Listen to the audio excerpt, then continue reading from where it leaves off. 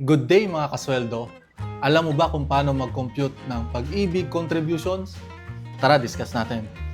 Sa pag-compute ng Pag-ibig contributions, si Pag-ibig ay nagbibigay ng premium rate na 4% of your monthly basic salary. Pero just like PhilHealth, hati kayo ng employer mo or ng company sa 4%.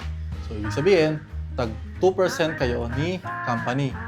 Ang special lang dito sa Pag-ibig ay meron lang siyang napakababang maximum amount of contributions. Ang maximum amount of contribution ni Pag-ibig ay 400 pesos lang.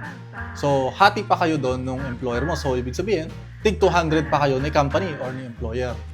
Kapag ang 4% ng monthly salary nyo ay lumagpas ng 400, gagawin na lang agad ni Pag-ibig na 400 yung contribution nyo. Tapos sa 400 na yon, maghahati pa kayo ni company. Kaya, 200 na lang yung contribution mo and 200 lang yung kay employer.